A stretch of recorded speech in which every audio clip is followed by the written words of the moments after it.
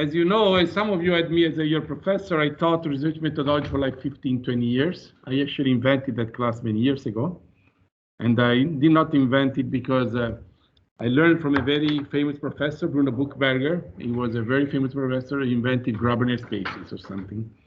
And I was talking to him, and he was pointing out to me that how hard it is to write a paper and how to do research. By the way, I hope that the voice is okay. It's okay. And so I decided to do this experiment. So actually writing a paper and how to do research is actually quite much more complicated than people think. Actually, one of the typical mistakes that people make when they do a PhD, they think that doing a PhD is all about taking classes and giving exams or whatever. No, doing a PhD is about how to learn how to think, how to interact with the others, and how to do research. So my idea has been to teach this class for the group, because after stopping teaching this class, I've been telling you the same stuff over and over again. And I really think that it's very important the first year of a PhD student to really get some classes on this. Of course, there is a course on research methodology already taught by a very good professor. So this is complementary to that. And I think we'll also teach complementary stuff. So ultimately, the goal of this class is going to be really to teach you how to do research and to write a paper, how to make presentations, which are actually the key parts in a PhD. How am I going to organize it? First of all, this lecture is registered, which means we are creating a web page with this lecture and all my lectures. And my idea is that next year I will not teach this lecture again, but I'll ask the students to look at the lectures. But my lectures are only part of the work, because some of you, or most of you, you will have to do your homework as well. So this series of lectures will be a split between what I do and what you do. And also in the next following years, your lectures and the lecture of the students, if they want, will be published on the website as well. Of course, you're not professors, so if you don't want, we don't put you on the website. But I do hope that you will do it, because it's going to be good for your students and for your colleague students next years. So what is going to be, as I said, in this class is going to be my own presentation and teaching. What is going to be your contribution? Oh, it's very simple. As becoming old, I learned that the best way to check what you don't know is just by trying to do it. There's nothing more better than reality check. So I teach you how to define what the problem is, and you'll have to make a presentation, think what the problem is. I'll teach you how to write a paper, and you'll have to write a paper. I'll teach you how to do a presentation, and you will have to make a presentation. Okay? So the idea here is that for each of the tasks, on some of you, for sure the volunteers, and also some almost volunteers, which I'll volunteer them, you will have to do all of this, okay, for your own interest. So there will be like four types of interventions on your side. Intervention number one, some of you, you'll have to make a presentation on the general problem. What is the problem? I'll get back to this to you. And this will be the first series of lectures. Some of you will have to discuss after they've written the paper, their own paper. It's going to be contribution number two. And some of you will have to give a contribution in giving a presentation. These are three of them. But the fourth one is that when you give a presentation, when you write a paper, your colleagues will have to evaluate you. So when you write a paper, you write a paper with me. I mean, driving, giving you feedback outside the lectures. So I'm committing not only to give these lectures, but spending time talking to you, giving you feedback. And then you write a paper, and the paper will be reviewed by some of you, right? And when you present the paper, those reviewing will have to do their best to shoot you down. You know what shooting you down means? It's very simple. When you do in research is a very fair game, which is a game where you have to show that you know how to think. Research is all about thinking. So it's just a game. It's also a very nice game. Very clean, I would say, in most cases. So the point will be that you give the paper to the people, you give the presentation, and all of us, but in particular 3 or 4 of us, the ones not presenting, will have to do their best to show that your argument is wrong. The one who loses pays the pizza. Okay? So this is going to be the game. It's very fundamental. This means that you have to learn how to review the paper by others.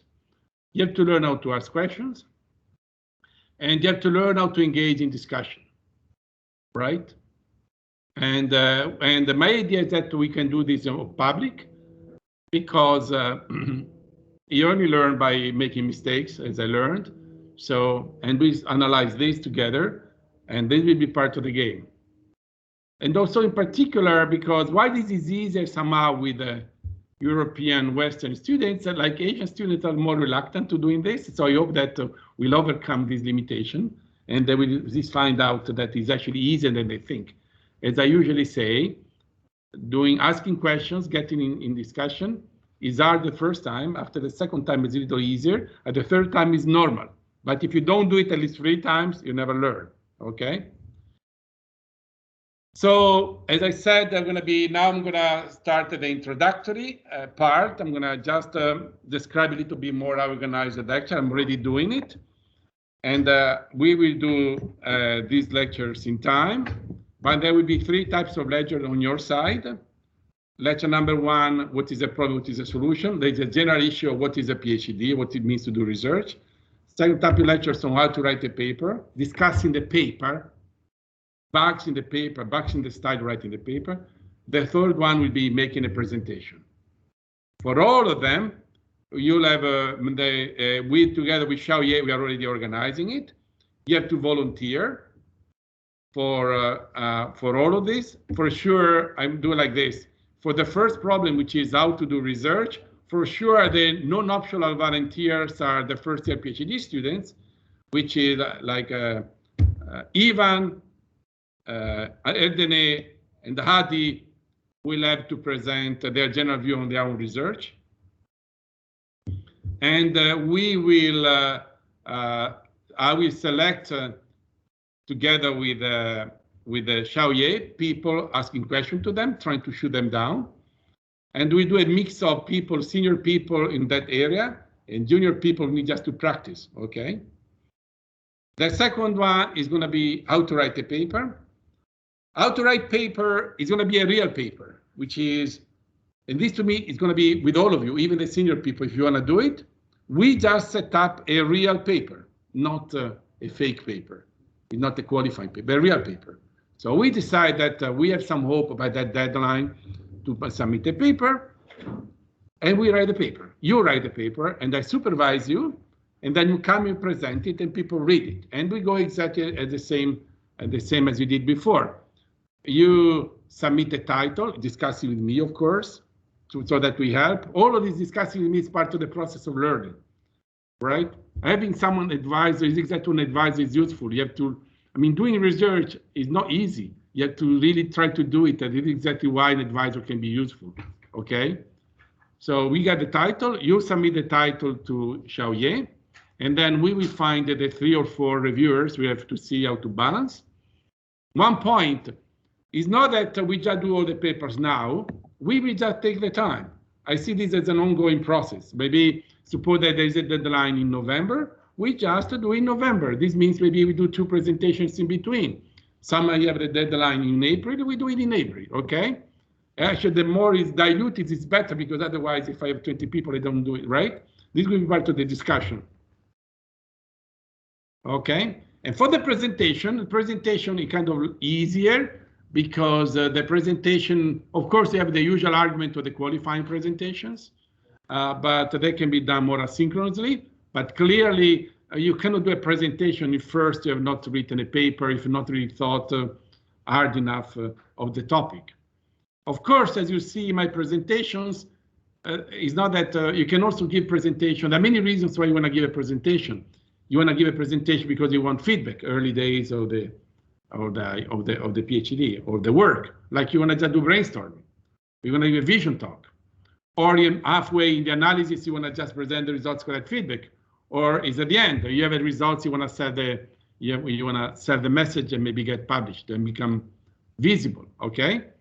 So we have mainly in the presentation, we have much more flexibility, and therefore with this we can plan for it. With Xiaoye, we'll have to plan for this and put dates. With the presentation, I think we are more flexible. Let me just say that I want to make this an ongoing process. Again, you understand? We start now and we end when I retired, and then someone else will take my position, and they can plan for this, right? So which is this is going to be part of the game. And then, of course, this is going to be part of the seminar series, okay? And of course, as usual, they're going to be even for the presentation, some people prepare for it, right? You see, the issue of being engaged in learning, how to engage in discussion is fundamental. It's actually the most important thing in science and research. People don't understand, but if you have the most brilliant idea, if you don't convince the other people, then it's useless. Maybe it's good for you, but it's useless for society. Okay? So I'm giving the next lecture in 1 week, I guess, right? Or 2 weeks, I don't remember. But the idea will be that with Xiaoye, in the next 1 or 2 days, we prepare an Excel sheet, and you have to voluntarily sign up for all of them or most of them. As I said, for the presentations, on the first type of presentations are fundamental for the youngsters, but anybody can sign if you want to do it. I don't know, it's really open. This is an opportunity. It's something for you to learn, okay? Then for the papers and the presentation, I would expect most of you, all of you, to do it. And I think really for the paper in particular, the most critical ones, because that one we do for real, okay? And the presentation we do for real when you have to do a presentation. If they accept a paper, the paper accepted, then we become for real, okay? We'll do it for a year, and we will hire someone to shoot you down, okay? Okay, remember that people think that people think that people cite papers. No, people cite people. So is the top people cite people, which is the only way you have to your work to be valued. You have to go to the top places, survive, show them that you know what you're doing, and then they will talk to you. You understand? So this issue of scientific discussion is fundamental. Okay. So this is the general setting, the organizational setting. I want to talk 2 more things. As I said, I still have, like I said, I want to talk for half an hour, a little bit more. As I said, all this material approved by you will be published online. And with Xiaoye, we already started a web page. We will start a research methodology web page where we just put all the presentation. As I said, my presentation are going to go online. Yours, if you want, as a service to your fellow students, right? So what I'm going to talk about, my presentations. My presentation is going to be about 4 areas. And the first year is going to be how to do a PhD. 1 hour. There are some things, to do a PhD to me is really a general topic for the general topic of a general title for the general topic, to understand what doing research is all about. As I said, the common mistake that people do, in particular when they're younger, when they come to the PhD, they think that PhD is just like a master thesis, more or less, just a little longer. No, that's nothing to do with it. As my usual definition that I will repeat later, a PhD is all about solving a problem by yourself.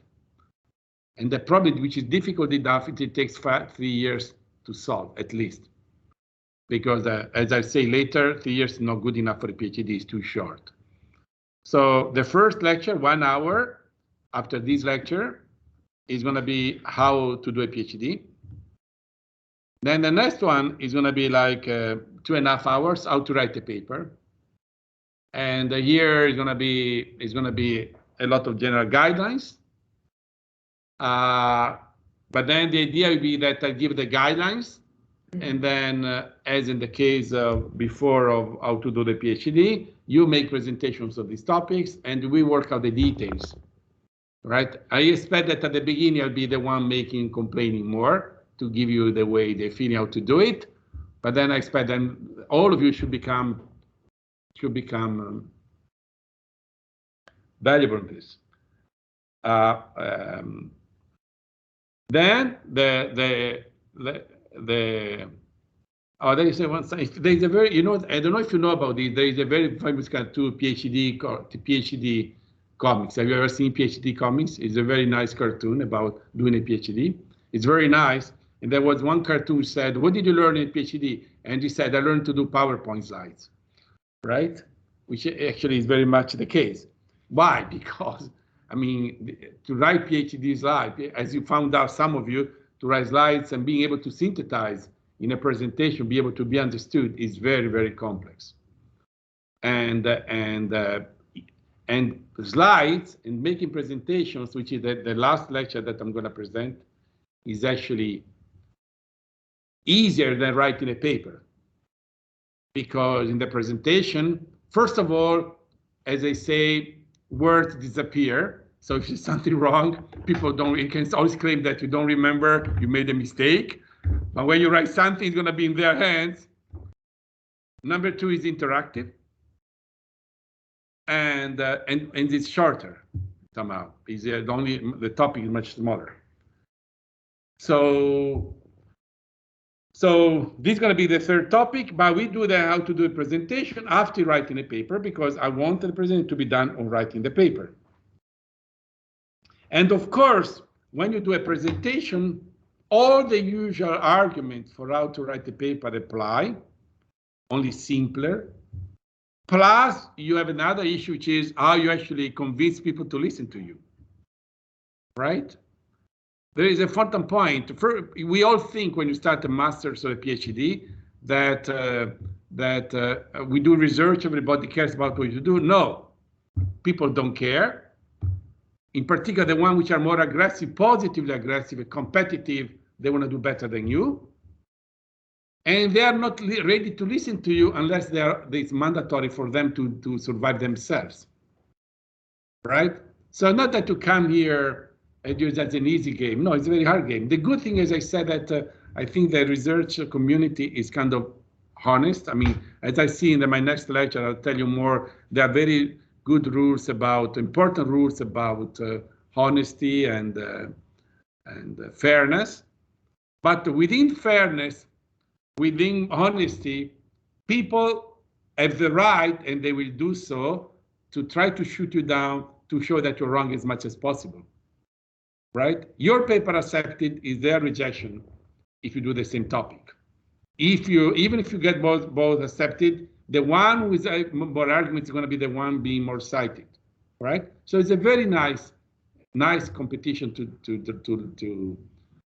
do. Also because you learn a lot, but it's not easy, okay? So as I said, these are the 4 lectures, and there is some set of tentative dates, like today is the 9th of February.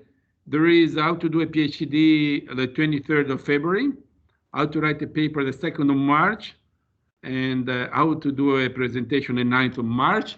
But I would consider this flexible, okay?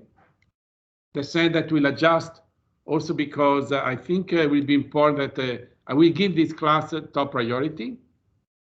and we will adjust the which is I can delay my presentation if there's something in between. For sure, in one of these lectures, as I said, like no more than 2 weeks from now, or maybe 3 weeks, or up to 4 weeks, I want the first presentation by Adi, Erdene, and Ivan. I hope that Ivan is online, and so that you know that you have homework to do. Okay, now, and what are they going to talk about? And by at least those three. But for instance, if Samuel or someone else wants to do a presentation, if Matteo wants to give a presentation, it doesn't matter. Remember that it is all in your interest. It's going to be work, but those of you who do it, so don't feel it's going to be good for you. So don't feel ashamed you do it. It's going to be a very nice game to play and to learn how to play. Okay, so this is for the course, and I want you to register because this is going to set the stage for all the slides, also for the future.